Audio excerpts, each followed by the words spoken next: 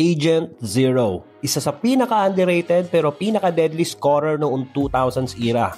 Killer sa clutch, walking bucket, second rounder pero 3 beses naging all-star, unstoppable at kung pagiging gangsta lang din naman ang usapan, papalag to dahil hindi lang handsay ng baon niya. This episode, balikan natin ang mga interesting things sa buhay at karir ng isa sa pinaka-kinakatakutang guards ng kanyang era, si Gilbert J.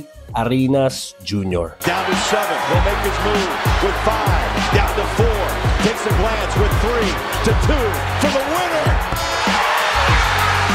Si Gilbert Arenas ay pinanganak sa Tampa, Florida, pero nung 6 years old siya, lumipat ang pamilya niya sa Los Angeles na ang baon lang sa bulsa, $30. So obvious na galing siya sa mahirap na pamilya.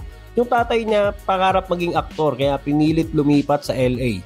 Maaga silang iniwan ng nanay niya nung bata pa sila, bagay na nag-iwan ng psychic scar sa batang Arenas. Naglaro si Arenas sa Grant High School, doon siya naging All-LA City player at kilala sa scoring at athleticism.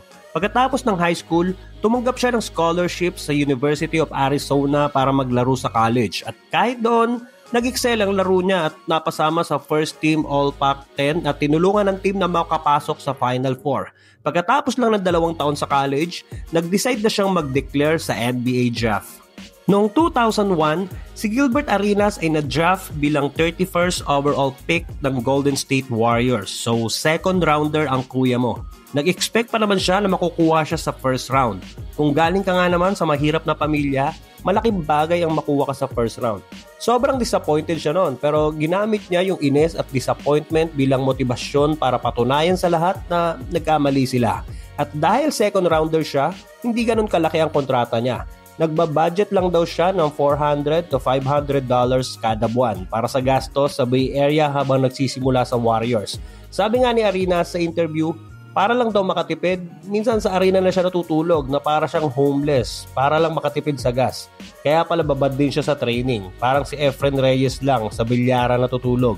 Yung pala sikreto para gumaling. Sa kanyang rookie season, 47 games lang ang nalaro niya at dahil second rounder, limited lang ang minutes na nakukuha niya. Nasa 24 minutes per game pero nag-average pa din siya sa taon na yon ng 10.9 points, 3.7 assists at 2.8 rebounds.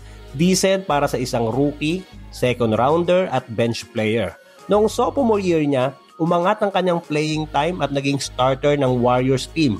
Ginawa siyang pangunahing playmaker sa offense. Binigyan siya ng mas maraming ball handling duties para mag-drive, mag-shoot at mag-create para sa teammates. Ang resulta, umakyat yung stat niya sa 18.3 points, 6.3 assists at 4.7 rebounds per game at doon siya nanalo ng most improved player sa taong yon.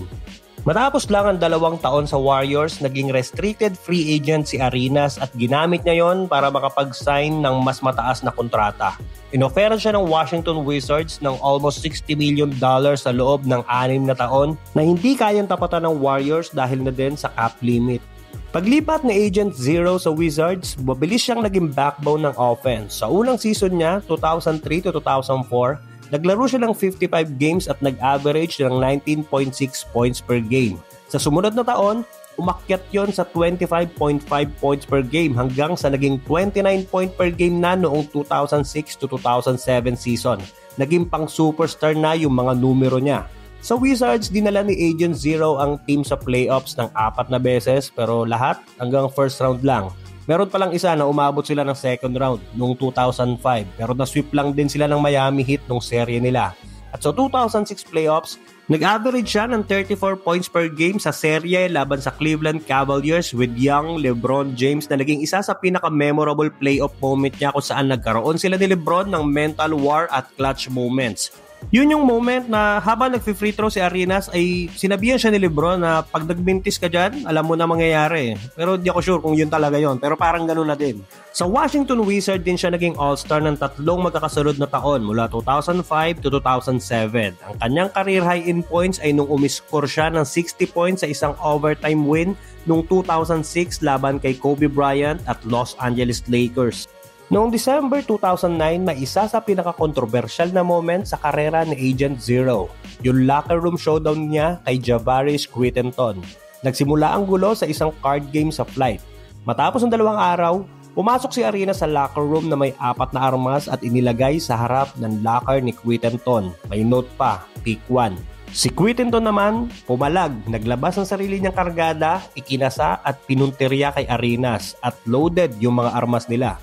Hindi naman natuloy yung putukan at naawat. Ang resulta lang, pareho silang sinuspinde ni Commissioner David Stern ng buong season without pay at nawala yung mga endorsement deal ni Arenas at umabot pa yun sa korte.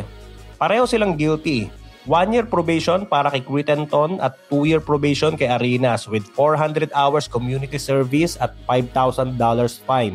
Ang insidenteng yon ay hindi lang nag-iwan ng peklat sa Wizards kundi nagpaiba talaga ng direksyon ng karir ni Arenas at naging malaking parte ng legacy niya. Muntik na siyang maging literal na shooting guard nun. After ng incident at suspension ni Arenas, bumalik siya sa Wizard noong 2010-2011 season pero yung karir niya hindi na kasing sigla ng dati. Tinrade siya ng team papuntang Orlando Magic para kay Rashard Lewis at noong 2012, pumirma siya para sa Memphis Grizzlies at yun na din ang huling team niya at nagdesisyon magretiro sa edad lang na 30 years old. Prime years pa kung tutuusin. Ayon kay Agent Zero, ang laki ng epekto sa buhay niya nung locker room incident. Inisip niya pa na sana hindi na lang siya naging basketball player kung makikilala lang siya dahil dun sa nangyaring insidente. At yun daw ang dahilan kung bakit mas pinili niya na lang iwan ang larong basketball. Matapos ang kanyang NBA career, nag-launch si Arenas ng sariling podcast kung saan madalas siyang magsalita tungkol sa basketball, mental health at personal na karanasan niya bilang pro athlete. Nagtatag ng Zero to Hero Foundation na sumusuporta sa foster care, adoption, child welfare at tumutulong din sa mga homeless. So si Gilbert Arenas mula sa isang mahirap na pamilya, second rounder, ay naging isang 3-time NBA All-Star, NBA Most Improved Player at minsang tinawag na Hibachi dahil sa kakayahan niyang tumusta ng kanyang defender. Ay naging inspirasyon ng ilan sa atin at kahit hindi ni-retire ng Wizard ang jersey niya at kahit hindi napasama sa Hall of Fame, ang legacy ni Gilbert Agent Zero Arenas ay nanatiling buhay sa puso ng kanyang mga fans. Paki-like ng video at baka naman paki-follow or subscribe na din ang ating channel para sa susunod pang NBA Kwentuhan.